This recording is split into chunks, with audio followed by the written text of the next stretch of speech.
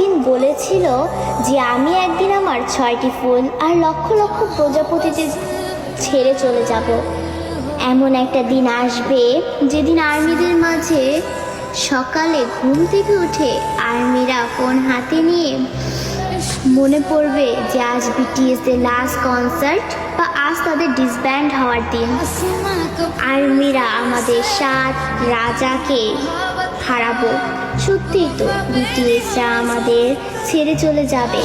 এমন একটা দিন আসবে যেদিন আমাদের অনুপ্রেরণামূলক কথা বলার জন্য বা আত্মবিশ্বাসী গড়ে তোলার জন্য আরেম থাকবে না, নিজের প্রশংসা নিজে করানোর জন্য জিন থাকবে না, আমাদের স্যাড কিং সুকা থাকবে না, একটা মুচকি হাসি দিয়ে সকলকে হাসানোর জন্য জেহব থাকবে না, ক্যামেরার সামনে আর্মিদের সাথে ফ্লাইট করার জন্য জিমিন থাকবে না। হয়তো এমন একটা দিন আসবে যেদিন আর্মিদের পাগলামো করে হাসানোর জন্য তেইয়াং থাকবে না।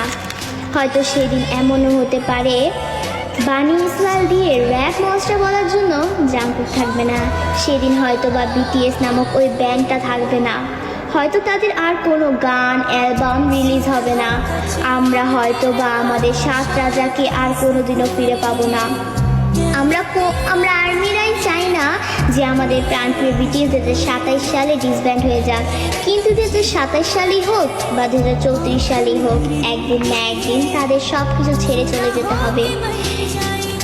ডোরেমনও তো রোবট হয়েও সারা জীবন নোবিতার কাছে থাকতে পারেনি, তবে বিটিএস মেম্বারও তো মানুষ, তারা কিভাবে পারবে আমাদের সাথে সারা জীবন থাকতে? তবে তারপরও আমি বলবো আমাদের প্রিয় বিটিএস কোনোদিনই ডিসব্যান্ড হবে না। তারা আমাদের হৃদয়ের মাঝে চিরকাল থাকবে। দিন শেষে একবার আমাদের রিয়েল আর্মিদের মনে পড়বে আমাদের 7 রাজার কথা, তাদের সেই পাগলামোর কথা, তাদের সেই অনুপ্রেরণামূলক কথাগুলো, এবং এটাই হচ্ছে রিয়েলিটি।